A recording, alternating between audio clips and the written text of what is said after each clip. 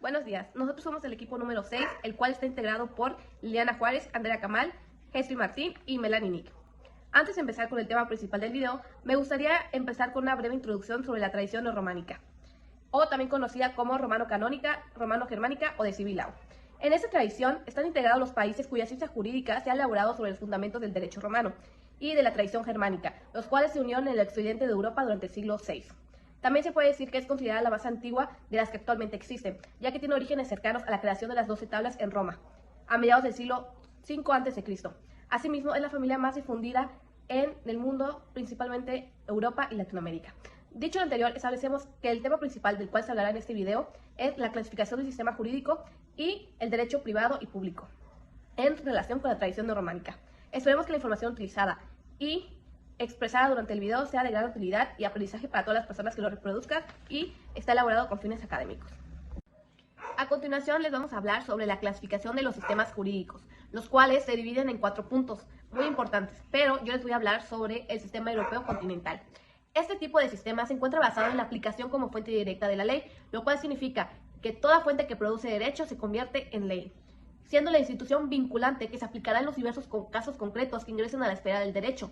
Para entender un poco más acerca de ese sistema, lo podríamos definir como un sistema jurídico tomándolo como heredero del derecho romano, a través de la codificación de Justiniano, ya que este se consolida en la gran codificación del siglo XIX. Además, es importante mencionar que este sistema se rige en la Europa continental, en Latinoamérica y en algunos países asiáticos. También se caracteriza principalmente por ser un sistema de derecho escrito que reposa en códigos, en normas, leyes, y es por ello que sus principios suelen ser muy parecidos, debido a que tienen su origen en las instituciones de derecho romano. En este tipo de sistema, la fuente directa es la ley y en caso de que se presenten algunos vacíos o lagunas, se acude a fuentes supletorias o subsidiarias que llenen los mismos. En tal sentido, fuentes como la jurisprudencia, la costumbre y la doctrina quedan relegadas a fuentes interpretativas. También, en este sistema se reconoce la importancia de un poder judicialmente independiente y que sea imparcial, con el objetivo de garantizar la administración justa y equitativa de la justicia. Los jueces que son elegidos de manera independiente y se supone deberían actuar con imparcialidad basándose únicamente en la ley y en los hechos del caso. El segundo sistema del cual les voy a hablar es el sistema escandinavo. Este sistema jurídico abarca los países de Suecia, de Noruega, Dinamarca, Finlandia e Islandia y representa un modelo distintivo en la administración de la justicia. Este sistema también se encuentra influenciado por el derecho civil y las tradiciones nórdicas. Se caracteriza por su principio de igualdad, transparencia y bienestar social. Las leyes nórdicas no se pueden situar en el common law. La historia de estos sistemas nórdicos son bastante independientes y presentan pocas características del estilo del common law, porque no le dan tanto énfasis al precedente como fuente del derecho. En el derecho escandinavo, el derecho romano ha llevado un papel relativamente insignificante en relación con las familias jurídicas del common law. Lo correcto es situar a las leyes nórdicas en el derecho codificado civil. En específico, se puede decir que se acercan más a las ramas legales romanas y alemanas que al common law. Y como antecedente se tiene que los estados escandinavos emergieran como reinos unificados en el siglo IX. Los diversos distritos y provincias eran virtualmente independientes administrativamente y legalmente. Aunque la organización social en general era la misma y los desarrollos legales seguían líneas similares, surgieron una serie de sistemas legales separados o leyes. Originalmente en este sistema no habían leyes escritas. El sistema legal consistía en el derecho consuetudinario, que era conservado, desarrollado y reivindicado por el propio pueblo en las llamadas cosas o reuniones populares de todos los hombres libres.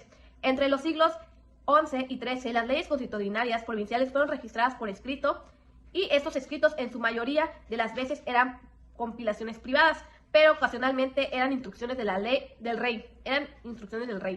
Las leyes más conocidas de este periodo son la ley de Gulating, escrita en el siglo XI en noruego, la ley de Jutlandia y las leyes de Uppland y Gotland, ambas de origen sueco.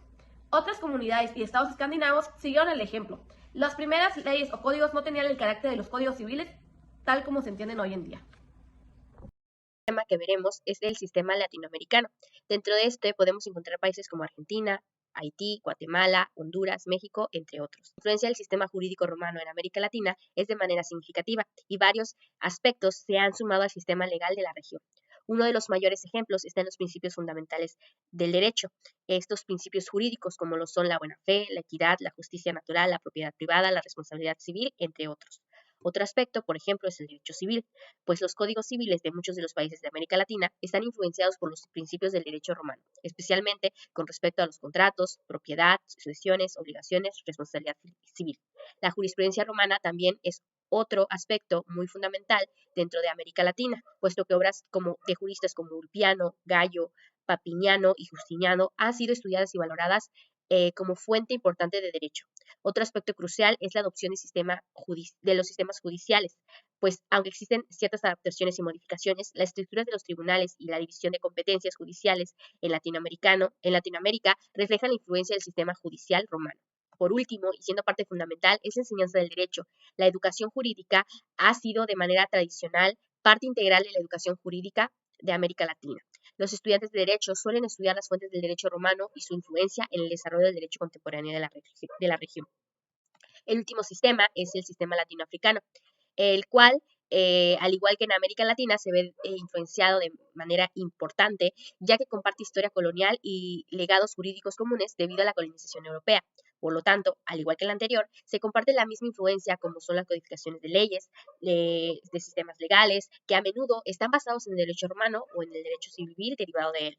De igual forma, en el campo de la educación jurídica, en muchos países latinoafricanos pueden incluir el estudio del derecho romano como parte de la formación legal. Los estudiantes de derecho pueden estudiar las fuentes de derecho romano y su influencia en el desarrollo del derecho contemporáneo, aunque esto puede variar dependiendo del país y del programa académico. Algunos principios fundamentales derivados del derecho romano pueden haber sido incorporados en la práctica jurídica de los países latinoafricanos a través de la influencia indirecta del derecho civil europeo.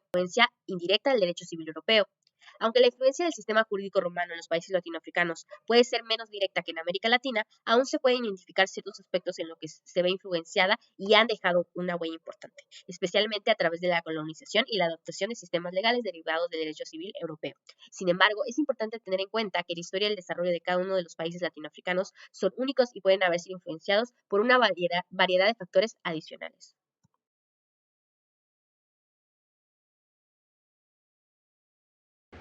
El desarrollo del derecho romano se ha clasificado en diferentes periodos que van desde la fundación de Roma hasta el imperio de Justiniano. En cada una de ellas hay rasgos particulares que los distinguen. Sin embargo, para este estudio es de suma importancia conocer las fuentes del derecho en general, ya que a través de estas se puede señalar si existe o no una división entre el derecho público y el derecho privado. Es importante señalar cuáles son los periodos en los que se clasifica la historia del derecho romano, ya que pues a través de esto se formaron sus características y principalmente donde se encuentra el fundamento de la clasificación romanista en el derecho público y el derecho privado.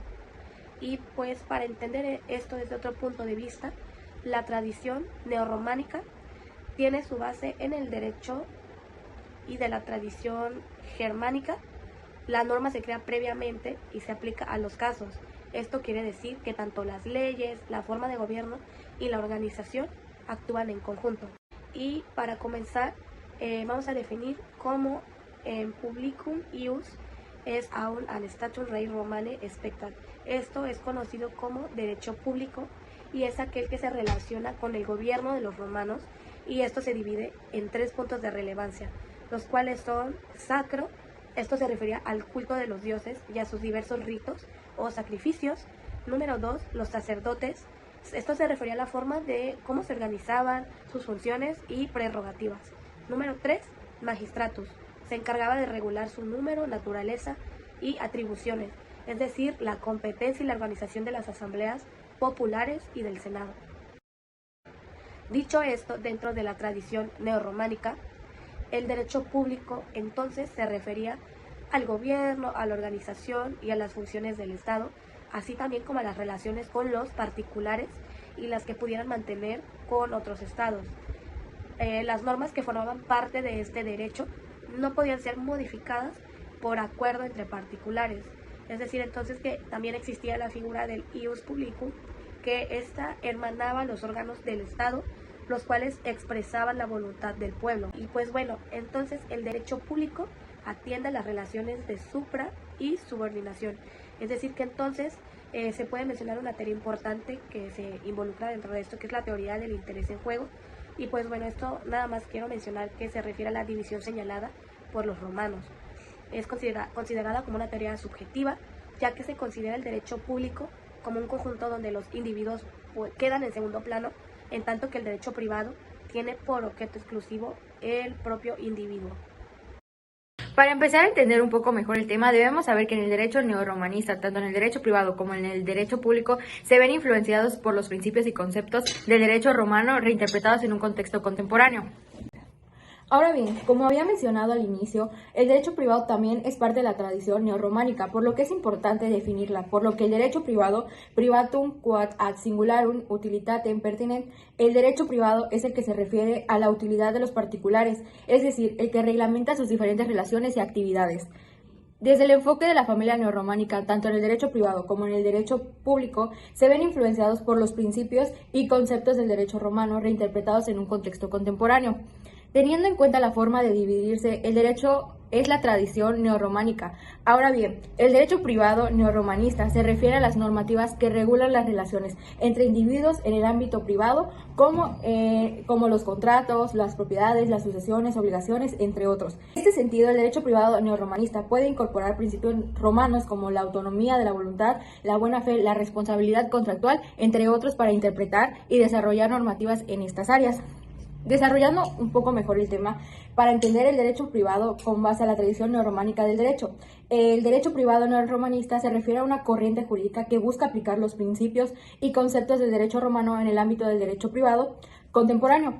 Esto implica la reinterpretación y adaptación de los principios romanos, como lo son la autonomía de la voluntad, la buena fe, la propiedad, entre otros, para interpretar y desarrollar normativas en áreas como contratos, obligaciones, responsabilidad civil, sucesiones, entre otros aspectos del derecho civil y mercantil. Esta corriente busca incorporar riquezas históricas y conceptuales del derecho romano en el marco legal moderno, teniendo en cuenta la necesidad y valores de la sociedad contemporánea. Dentro de la tradición románica del derecho, el derecho privado se ve influenciado por una revisión y reinterpretación, como ya había mencionado, de los principios y conceptos del derecho romano en un contexto más contemporáneo. Esto implica la aplicación de principios como la autonomía, la propiedad, en áreas del derecho privado como los contratos, obligaciones, responsabilidad civil, sucesiones y la propiedad. La tradición neorrománica busca adaptar estos principios romanos a las necesidades y valores de la sociedad moderna, contribuyendo así a la evolución y desarrollo del derecho privado en la actualidad.